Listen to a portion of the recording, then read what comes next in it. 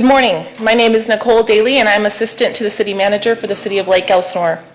First, I want to thank all of you for being here with us today, and to thank all of those that are watching online. As we are all well aware, the local super bloom has captured the attention of visitors from around the world. We continue to look for ways to reduce the impact of this event. The purpose of today's press conference is to share our unified approach, including encouraging our residents to support our efforts by avoiding the area if possible, while also informing our visitors of how they can safely view and experience this natural event. Before we get started, I would like to announce today's speakers and other key dignitaries that are with us today that will be available for questions after the press conference. I would like to ask that any questions from the media be relayed at the end of the press conference as well. I want to thank each of our agencies and their representatives for their partnership and support. Today you will hear from the following individuals: Michael Luhan, Police Chief for the City of Lake Elsinore from Riverside County Sheriff's Department; John Tyler, Riverside CHP Area Commander and Captain from California Highway Patrol; Steve Munoz, Mayor for the City of Lake Elsinore; Dustin McLean, Chief of Parks and Resources for the Riverside County Regional Park and Open Space District; Catalino Pinning, Deputy District Director of Operations from Caltrans; and Juan Perez, Assistant CEO, TLMA Director from County of Riverside Transportation and Land Management. In addition, other dignitaries with us today include Jeff Green, Chief of Staff for District 1 Riverside County Supervisor Kevin Jeffries; Councilmember Robert McGee; Councilmember Natasha Johnson; Councilmember Timothy Sheridan. We also have John Staniford, Deputy Executive Director from the Riverside County Transportation Commission; Lonnie Olson, Battalion Chief from CAL FIRE and Riverside County Fire Department; Fernando Herrera, Fire Captain, CAL FIRE and Riverside County Fire Department; Shane Reichart, Senior Public Information Specialist with the Emergency Management Department. So again, we ask that your questions wait until the very end, and we'd like to get started with our Police Chief, Michael Luhan.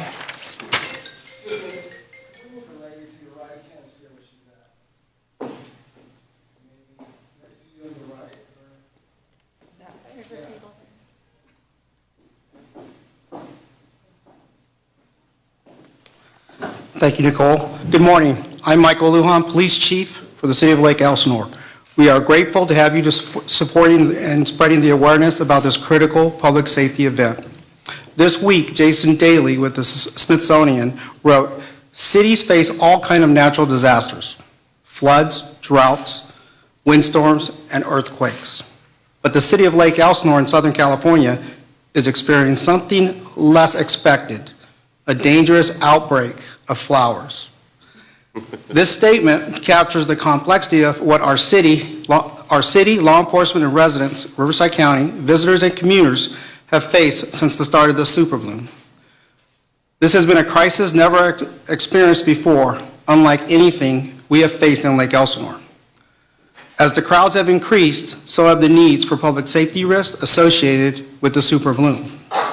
This week, the city, Sheriff's Department, California Highway Patrol, Caltrans, CAL FIRE, Riverside County Emergency Management Department joined forces to create a unified approach to manage this event moving forward. This plan involves support and resources from all partnering agencies and focuses on public safety. This weekend, the Lake Elsinore Sheriff's Station will be deploying up to 40 deputies focused on traffic control and enforcement. We will officially kick off our weekend effort starting at 6 a.m. until 8 p.m. both Saturday and Sunday. Road closures will be limited to resident-only routes will be provided via Temescal Canyon Road, Lake Street, and Nichols Road, as shown on the map displayed. Temescal Canyon Road from Indian Truck Trail will be open to Lake Elsinore and Horse Thief Canyon residents only. No visitors and no access will be allowed to the poppies. Full hard closures will be in place on all off-ramps at Lake Street. However, this may change if the need arises to provide relief to other off-ramps along Interstate 15. On the weekends, all visitors to the Super Bloom will be required to take the shuttle services to Walker Canyon. There will be no available parking on Walker Canyon or Lake Street. There will be no parking for pedestrians to walk along Lake Street or Walker Canyon. The only way to access Walker Canyon will be via shuttle service. Shuttle service this weekend is expected to begin at 6:30 a.m. with the last shuttle going to Walker Canyon at 5 p.m. and the last shuttle returning to the staging area or parking areas at 7 p.m. No dogs or animals will be allowed on the shuttles, so visitors who plan on bringing animals are encouraged to come during the weekdays. Shuttle rides will cost $10 per person for anyone over the age of 3. 2 shuttle parking areas have been established. If you are traveling northbound on Interstate 15, we encourage visitors to exit Nichols Road, turn right into an adjacent dirt lot designated for popular parking. If we have visitors traveling southbound on Interstate 15, visitors will make a right and park at the Lake Elsinore Prime outlets. Those 2 locations will provide shuttle services. We ask our visitors to be patient as we try to balance the needs of our community and those of you coming to visit our beautiful hillsides.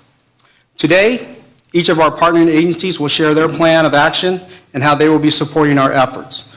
I would like to encourage and urge our residents to heed our warnings and avoid the areas impacted as much as possible.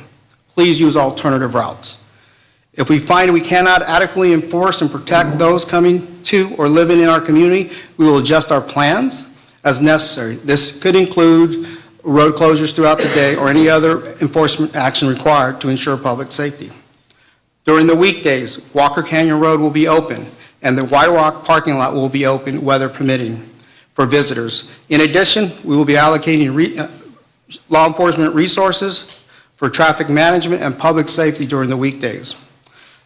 While no road closures are planned on the weekdays, if congestion becomes unbearable, Lake Street may experience some intermittent closing to include the Lake Street off-ramps. Once again, we ask our visitors to be respectful of our community by following the law, and we thank our residents for their support in our efforts and showing kindness to those visiting our community, and to the men and women who are working hard, extremely hard, to try to keep traffic moving and our community safe. On behalf of our city manager, Grant Yates, the Lake Elsinore City Council, city staff, our partnering agencies, our residents, and Sheriff Chad Bianco, I would like to express my deepest appreciation for the assistance and cooperation during this time. Thank you.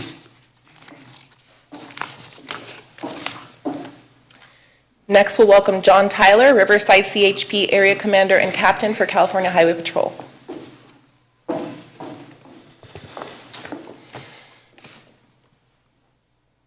Good morning.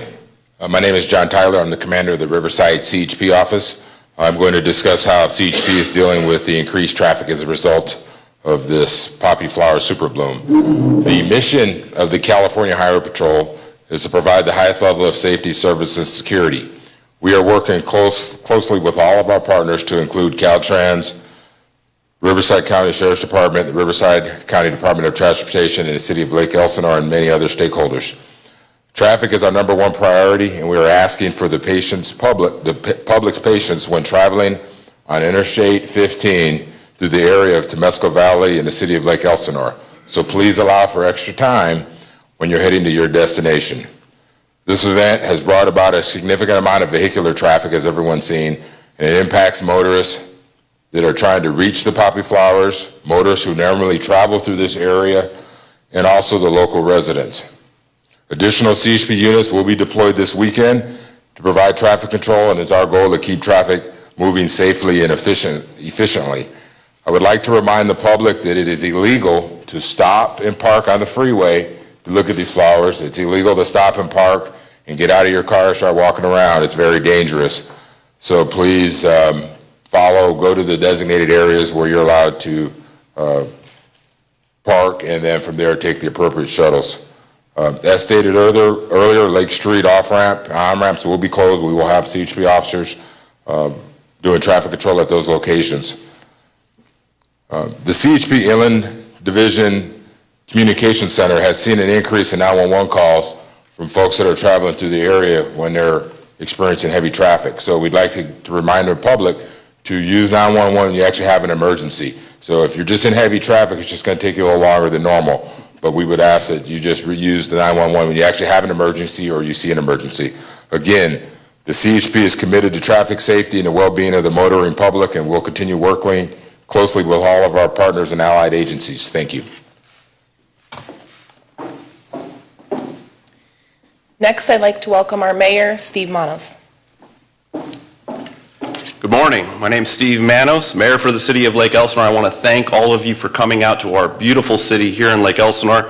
As a resident for more than 30 years, I grew up here, and I can tell you that this natural worldwide phenomenon is unlike anything that any of us have ever seen here before. I want to start by saying thank you. Thank you to our residents for enduring the last few weeks. Thank you to our staff for working day and night. And to thank each of you resource agencies behind me here today for jumping in to assist us in our time of need. I also want to thank our private partners. It's important to go ahead and thank the outlet centers at Lake Elsinore for providing parking, and YROC for providing parking, and Strider Transportation for their eagerness to help. While the super bloom has created significant challenges for our community, it has shown the world the natural beauty of Lake Elsinore. And yet, the last few weeks have been unbearable for our residents. And I know that firsthand that city staff and law enforcement have struggled to manage this unexpected natural event. We could have never anticipated the crowds. The Chargers probably would have been happy to see those types of crowds at their games. And I say that lovingly as a Bolts fan. I have personally read and listened to thousands of ideas and complaints. And I assure you that I have heard your concerns, and we are committed to exploring every option. I want to thank our residents for their understanding and support as we continue to improve and find more ways to reduce the impacts on you. While many have suggested that we simply shut down on Sunday, we recognized firsthand that this was not an option as people walked miles away on the freeways and crossed barricades and fences to see the poppies. We do not have the resources or the supplies to prevent people from visiting this open, public space. Excuse me. This is a social media viral event that is attracting tens of thousands of visitors to our city. In talking to visitors, all have expressed their appreciation for the opportunity to see and take part in what could be a once-in-a-lifetime experience. And while some may disagree, the city has remained focused on putting our residents and public safety first. We have had our challenges, and in ways we have succeeded, and others we have failed. But we are learning how to manage this situation, and one that we could have never predicted, and this will provide the blueprint for future generations to deal with similar events. Today, I'm grateful to be surrounded by each of our supporting resource agencies who have joined us to develop a coordinated approach that we think will reduce the impacts on our residents and still provide visitors an opportunity to experience this amazing natural display. This weekend, we have designated routes for our residents, and that our residents support all of us by joining us as our partners and by listening to the warnings. Specifically, we ask that you choose your alternative routes whenever possible to help ease the congestion and ensure that we can keep these other routes open for those who truly need them. As occurs with any emergency, we must remain flexible. And if we see any of these roads getting too congested, we will be forced to shut down the program again. Together, we can make this a much more manageable experience. So again, I encourage residents and commuters coming through Lake Elsinore to give themselves extra time and take other roadways whenever possible. We are not going to completely eliminate the burden on our city. I foresee that we will still face challenges and congestion this weekend, but expect to continue to evaluate and improve our plan of attack over the next coming weeks. And while the hope is to make them bearable, these plans are something that can be shared with others and implemented for years to come. As we reflect on the last year, it has been an extremely challenging time for our community as we have suffered through fire, floods, and now flowers. We've been using the F word a lot more, or F words more commonly lately, right? So on behalf of the City Council, we would like to once again thank our residents, resource agencies, business community, visitors, the media, staff, and so many more for your cooperation and support for our city over the last 7 months. You have shown that together we are stronger. Thank you.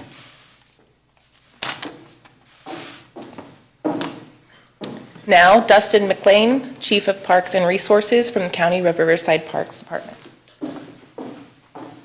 Good afternoon. Thank you very much for having me. First and foremost, I just wanted to just exude the excitement that we're having about having the wildflower blooms. It doesn't happen all too often, so we're very grateful for it. I think a wildflower bloom of this magnitude hasn't been seen in a long time. And I know we had one in 2017, but the last one before that was 2010. So we're excited it's here. Ultimately, the Parks District is tasked with overseeing the conservation area where most of these people are recreating. We're also in charge of taking care of the public and maintaining a public safety standard within the conservation areas. I'd just like to thank those that have used the conservation areas to recreate. Roughly 98% or the vast majority of them have used the area with a lot of ethics and remained on trail, and that's the way that we're going to keep this area open. I'd also like to take this opportunity to thank staff that have worked out there diligently and steadfast the last 3 weeks.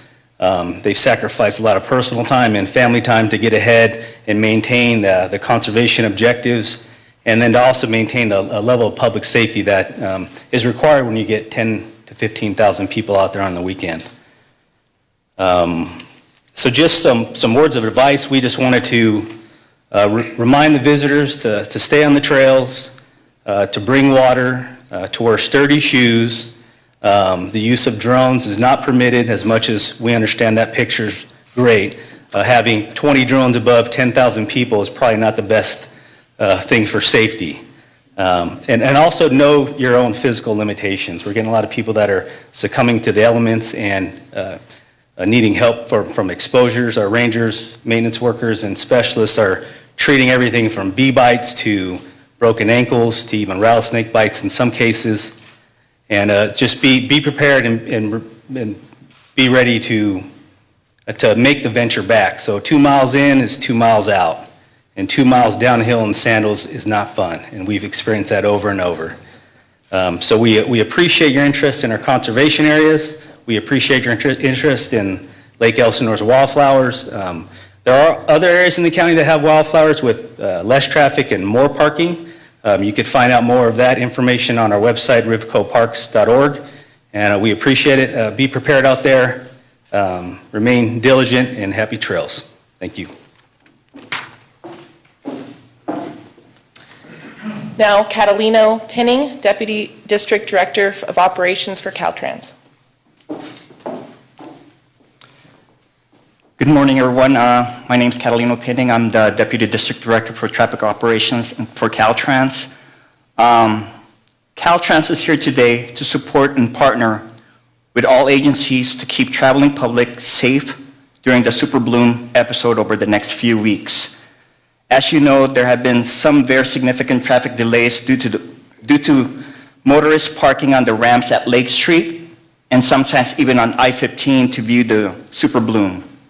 Please be advised that this is an extreme hazard to the traveling public, and it is illegal.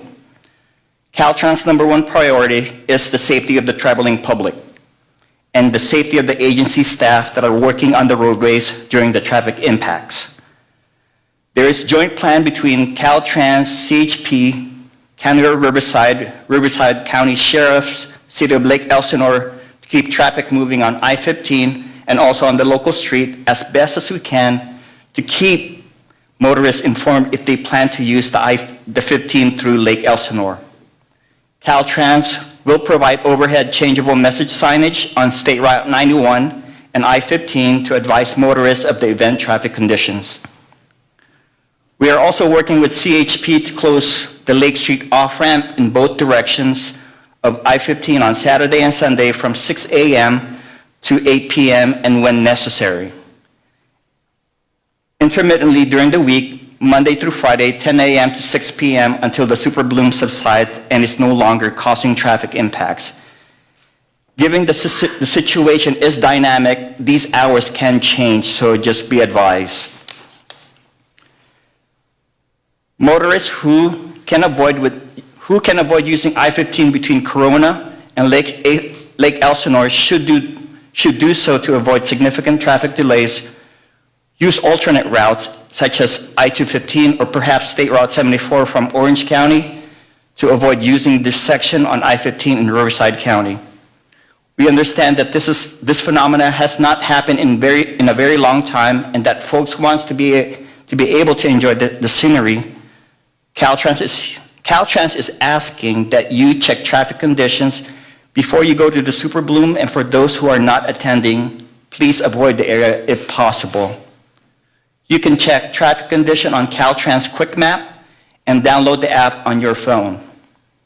Caltrans thanks the public for their patience and cooperations in the coming weeks as we partner to keep you safe. We want people to come enjoy the Super Bloom and do so safely. Thank you. Finally, Juan Perez, Assistant CEO, TLMA Director for the County of Riverside Transportation and Land Management.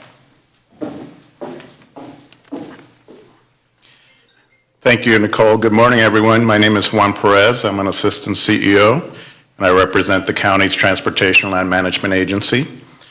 I want to join the comments from our other speakers and first of all urge all of our visitors and all of our local residents that are coming to this area that you do so in a safe manner. We please ask that all of our visitors be respectful of our local residents and treat the area as you would want to be treated if they were coming to visit your neighborhood.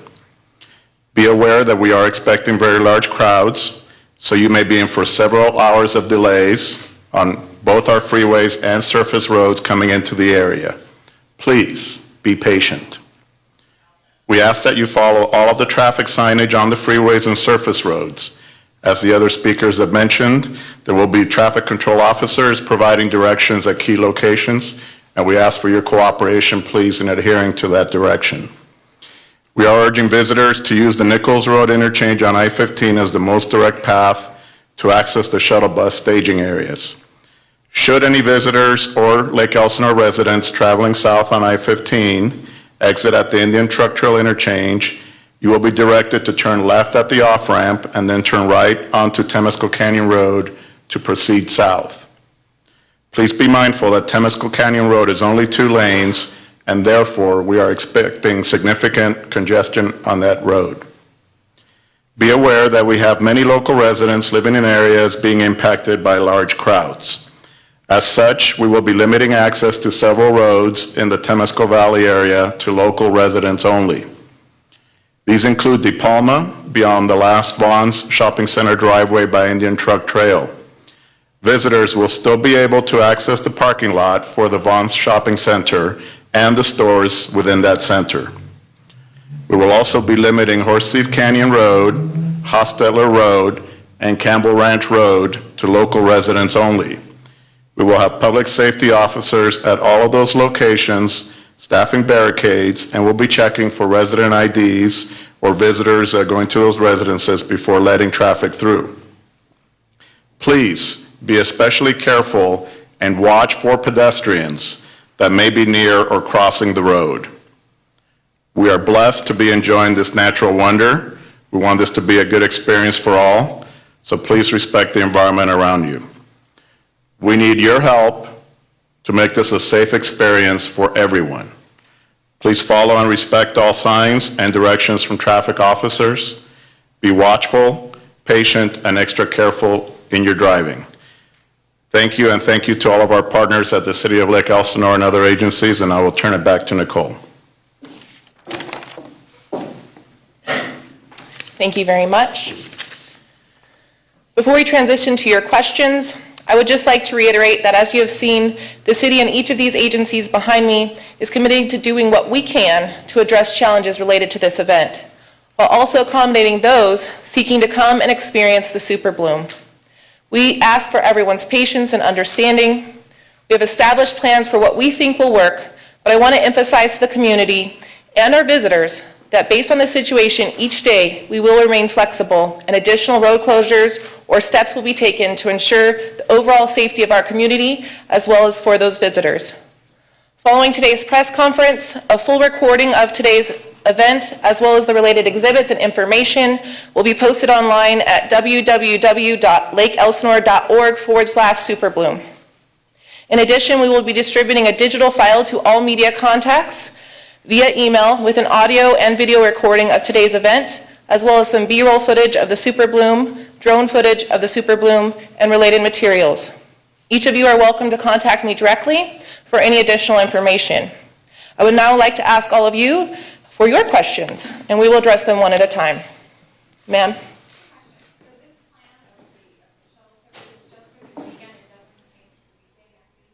Correct. There will only be shuttle service on the weekends.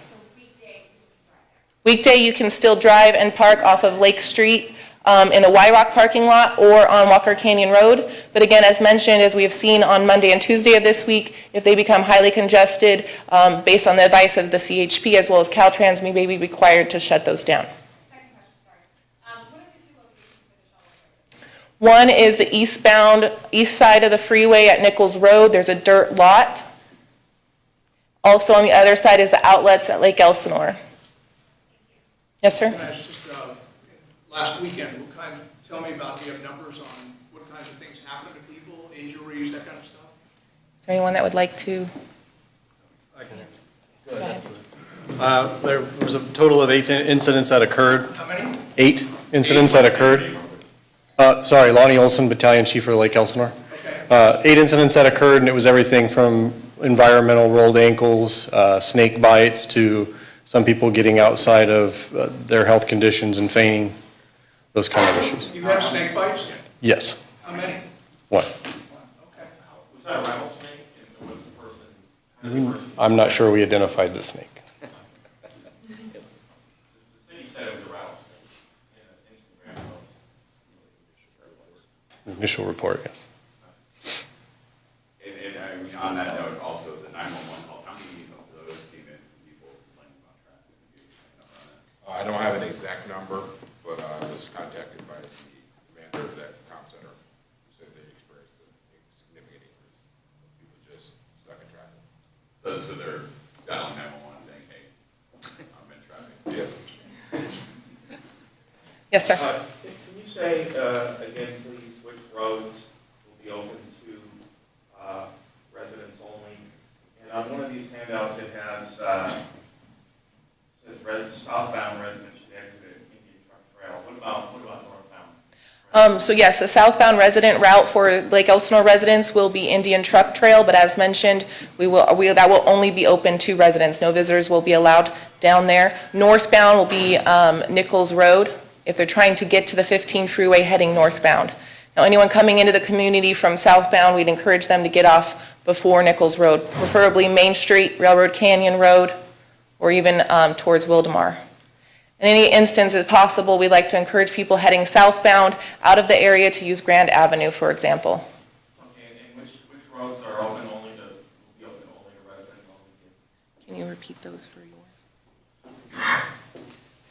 I'll speak to the ones in the Temescal Valley area, and the city may want to add, in the Temescal Valley area for residents only will be De Palma, south of the Vons Shopping Center, Horse Thief Canyon Road, Hostetler Road, and Campbell Ranch Road. Thank you, and Dawson Canyon Road as well. Thank you. So again, for Lake Elsinore, I just want to reiterate, Lake Street will only be open from Temescal Canyon Road towards the city, the north end of the city. No traffic will be allowed up Lake Street towards the freeway. Residents will be able to go through Nichols Road towards Interstate 15. They will not be able to come down Nichols Road into the city. Nichols Road, we are trying to reserve for visitors, so we'd highly encourage our residents to avoid that area if possible. Rob?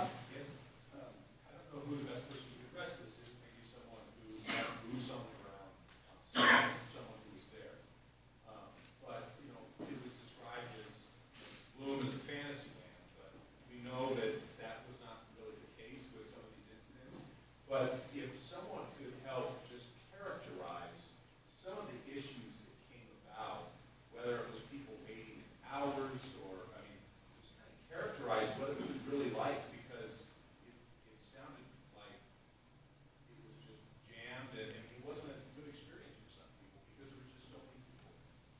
Yeah, I'll let some others share. I know the mayor was there, but I will state that visitors overall have been very excited and grateful, and they've been pretty positive, even with the wait times. But I'll let our mayor share more for you.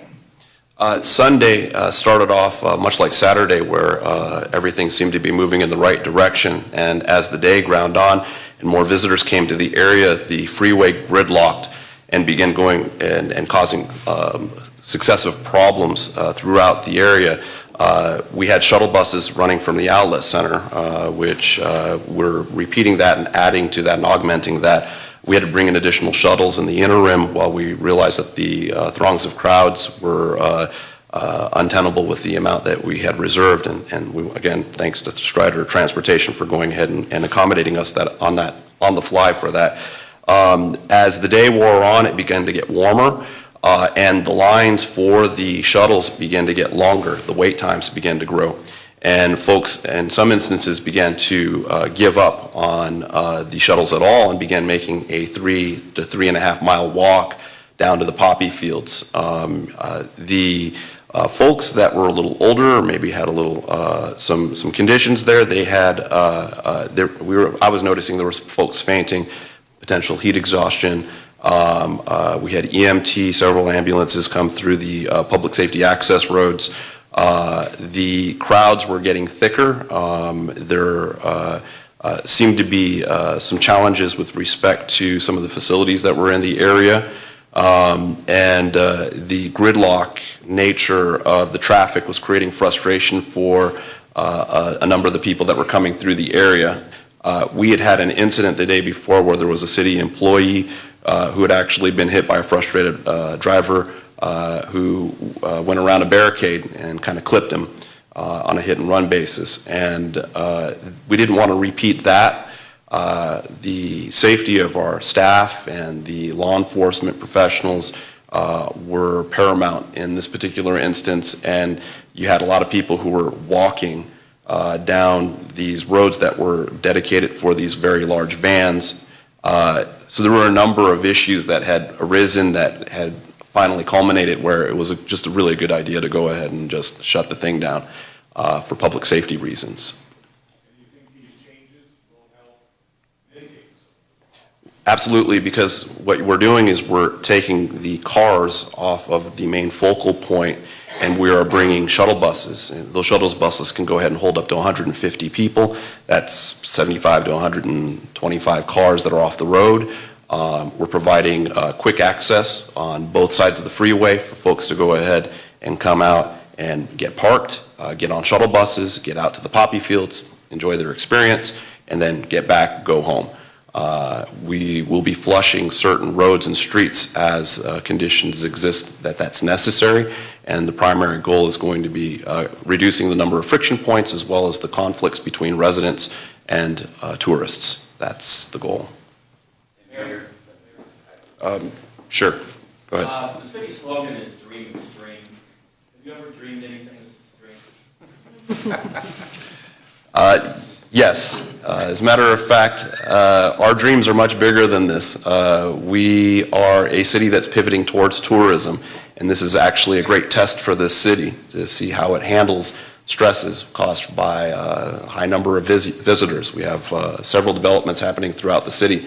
The campground, sports complex that are happening in more developed areas that hopefully will handle the traffic better. But we do dream quite extreme here, and we're going to go ahead and that's why we're approaching this and we're trying to handle it. Are you looking at any ways to turn this crisis into an opportunity for the city, I mean, to monetize it? Not necessarily to monetize, maybe in future years. Right now, we're focused on the public safety aspect of it. That's our primary concern. Nobody's been hurt seriously so far, and we want to keep it that way.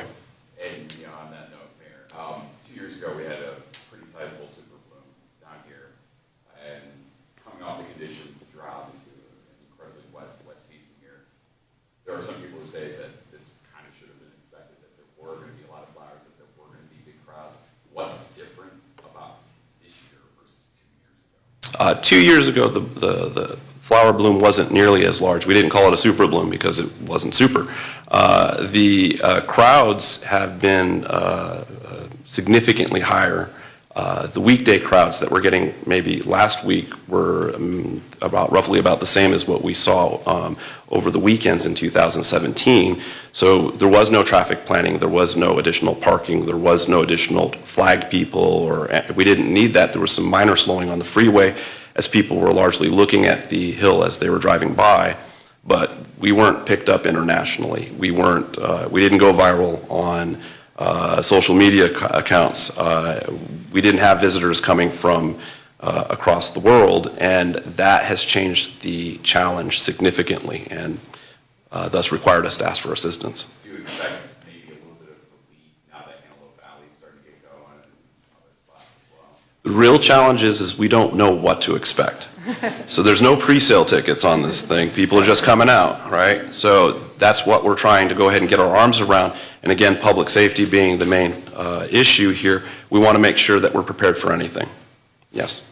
You mentioned incident numbers in regards to citations, whether it's for parking illegally or trespassing or walking through the flowers. Do you have any numbers associated with that? I don't have the numbers, but they're minimal at best. Once again, when you're inundated with the volume of vehicular and pedestrian traffic that we faced, our number one priority is to not to commingle the pedestrians and the vehicles for public safety, and to start moving vehicles along. Those who are illegally parked or double parked, we contact the driver or the occupants, told them to move along as a matter of safety. So when you look at the size of the visitors and the number of vehicles, issuing parking citation is probably a low priority as opposed to keeping the roadways open and making sure no one gets run over. I'll just like to expand on one of the questions earlier from Rob. One of the key advantages that we think we have this weekend is all of the support from the agencies behind us. That's something we did not have last weekend, and I think that additional enforcement support, additional PD support will make a huge difference. Shane, I think you had a question.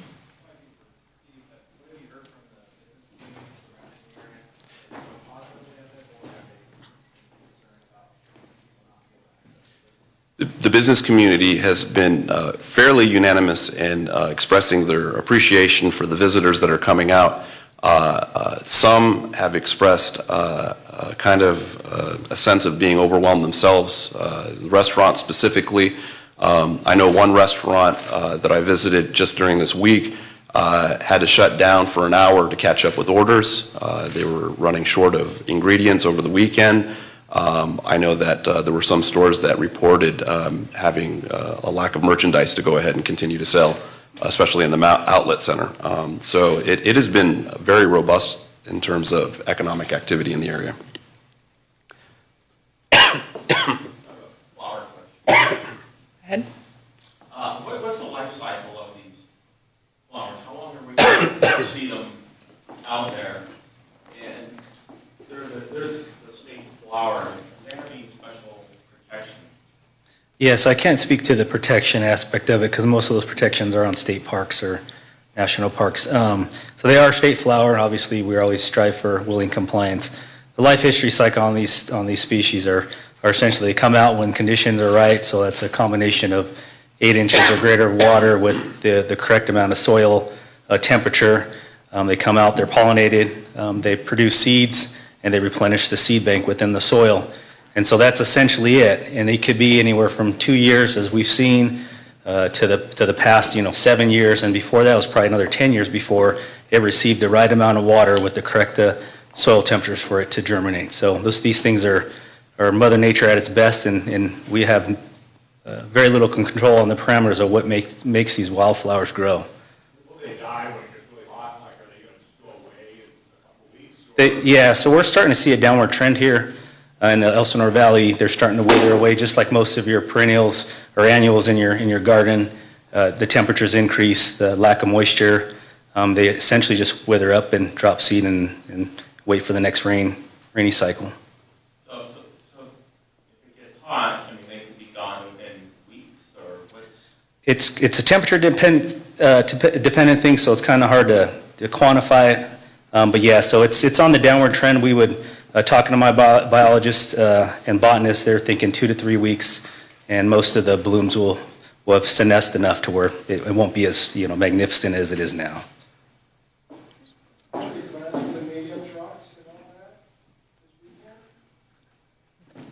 We're inviting the media out. We'll have to figure that out. We'll let you know where that area will be. I don't think we've had that conversation, so we'll discuss that amongst one another and decide. Kim, I know you had a question? I did. I actually have a question for Captain Tyler. Last weekend, I monitored the CHP incident log, and I heard all kinds of craziness going on, hundreds, somebody even said thousands of one-point cars parked on the 15. What exactly are you going to do to prevent that from happening? I heard people walking dogs, children running across traffic lanes. What exactly is the plan for that? This weekend, we're going to have additional officers out on patrol, roving, to prevent folks from stopping. So, as stated earlier, everyone was overwhelmed, and what typically happens is once one car stops on the freeway, then the next car stops, and then it's a chain reaction. So, having the extra officers out there so that folks are just, if they decide to stop, there'll be an officer there to let them know, hey, you cannot stop here, you need to keep moving. Caltrans has also posted signs along the shoulders, north and south of the lake, indicating no parking. So we'll just have additional officers out there this weekend to keep those folks from moving. Additionally, lake will be closed. So last weekend, the lake was open, and folks would exit the lake, and then it would create a backup. They're sitting and waiting, and then it would lead to, okay, well, let's just park on the shoulder.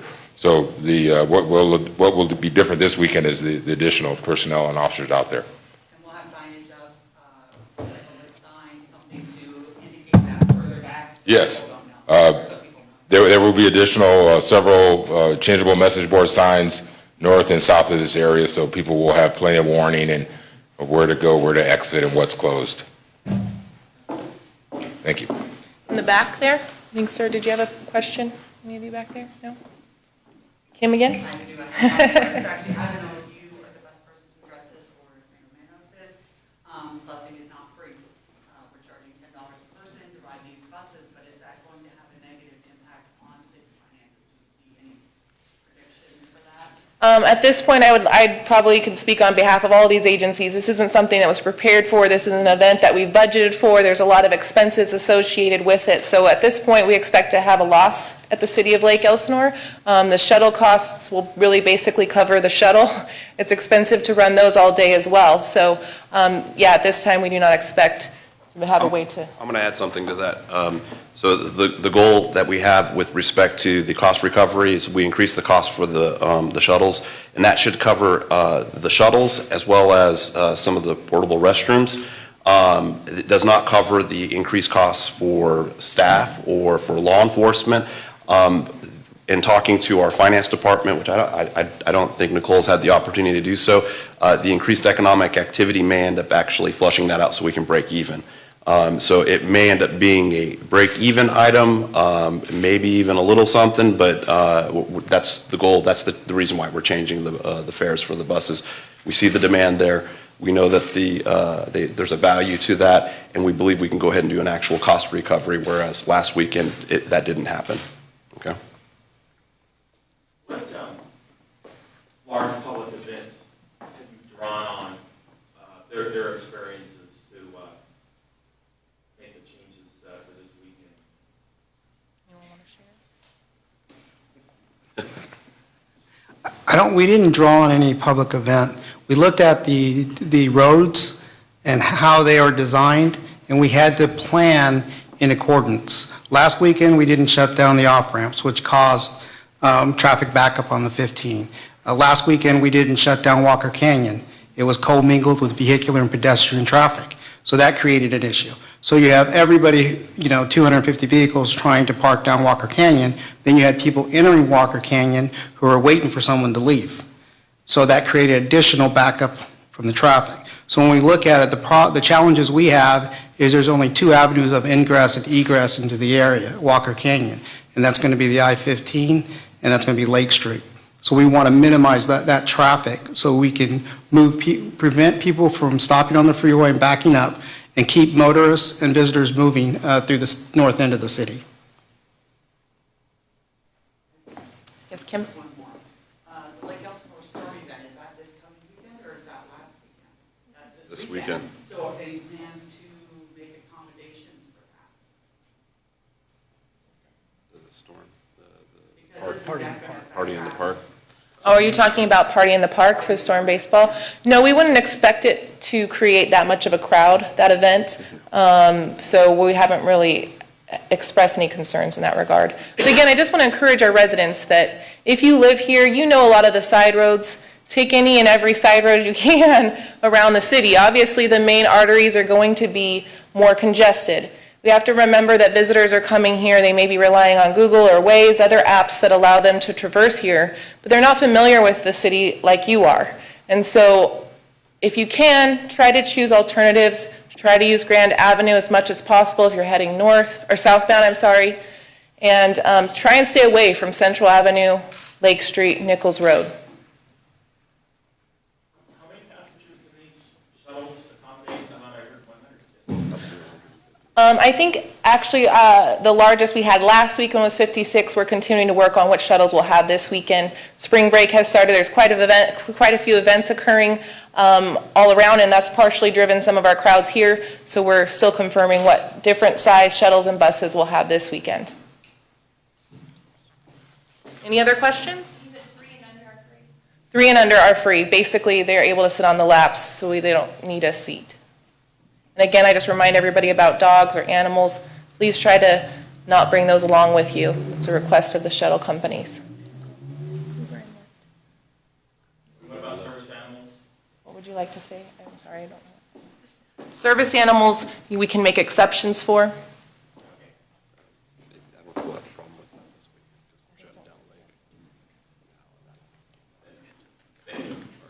Thank you. Thank you so much. Thanks.